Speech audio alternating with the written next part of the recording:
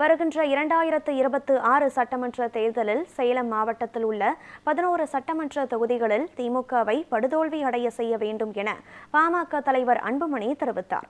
சேலம் மாவட்டம் சங்ககிரி அருகே பாமக சார்பில் நடைபெற்ற தமிழக மக்கள் உரிமை மீட்பு பொதுக்கூட்டத்தில் அன்புமணி கலந்து கொண்டு சிறப்புரையாற்றினார்.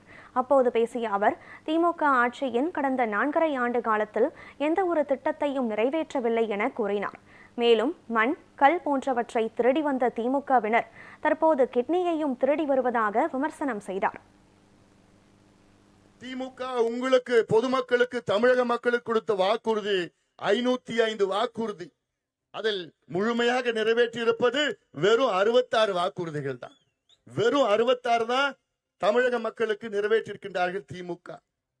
கடந்த சட்டமன்ற தேர்தலில் சேலம் மாவட்டத்தில் 11 சட்டமன்ற தொகுதியில் 11 தொகுதியில 10 தொகுதியில் திமுக தோல்வி அடைந்தது. இந்த தேர்தலில் 11 தொகுதியிலும் திமுக டெபாசிட்டை இழக்க வேண்டும். மழை முழுங்கிகள் திமுக மழைய எவ்வளோ மழைய முழுங்கி இருக்கிறார். இன்னைக்கு காலையில ஒரு அறிக்கை, 30 மணல் குவாரிகளை நாங்க புதுசா திறப்போம். ஒரு குவாரி திறந்து பாருங்க, இந்த அன்புமணி நேரா வந்து அத போராட்டம் செஞ்சு நிறுத்துவான். 800 டிப்பர் லாரிங்க எதிர்க்க வருது. கேரளாவில் சரக்கு கொட்டிட்டு அந்த கல்லு சக்கை எல்லாத்தையும் கொட்டிட்டு 800, அதுவும் பார்த்தா புதுசா இருக்கு. ஒவ்வொரு டிப்பர் லாரியும் 5 யூனிட்டோ 8 யூனிட்டோ எவ்வளவு பெருசுன்னு தெரியல, பெருசா இருக்கு. டாரஸ்னா அது பெருசு. கொட்டிட்டு இங்கிருந்து திருட்டுத்தனமா அங்க எடுத்துட்டு போய் கொட்டிட்டு திரும்பி வருது. அந்த 1.5 மணி நேரத்துல 800 வருதுன்னா ஒரு நாளைக்கு எத்தனை 1000 லாரிகள் அங்கிருந்து போய் கொட்டிட்டு வருது. எங்க இருந்து வருதுன்னா இது யாரு காரணம்னா, அங்க ஒரு காட்ஃபாதர் ஒருத்தர் இருக்கிறார். அவரும் அவர் குடும்பத்தை சார்ந்தவர்கள் தான்.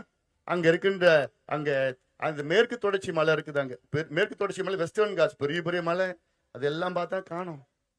இந்த வடிவேல் கிணத்தை காணும்னு சொல்லுவான் பாரு, அது மாதிரிதான் மலையை காணும். போலீஸ் ஸ்டேஷன்ல போய் கம்ப்ளைண்ட் கொடுக்கணும்.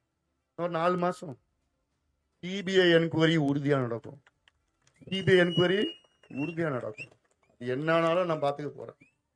மண்ணையும் கடத்திட்டு போலாம், கேரளாவுக்கு மலையை கடத்திட்டு போலாம், ஆத்து மணல், கடல் மணல் எல்லாத்தையும் இங்க இருக்கிற இயற்கை வளத்துல செம்மண்ல இருந்து எல்லாமே கேரளாவுக்கு, ஆந்திராவுக்கு, கர்நாடகாவுக்கு, அந்த ஊர்ல எல்லாம் அவன் எல்லாமே கிளீனா வச்சிருக்கிறான், சட்டம் வச்சிருக்கிறான்.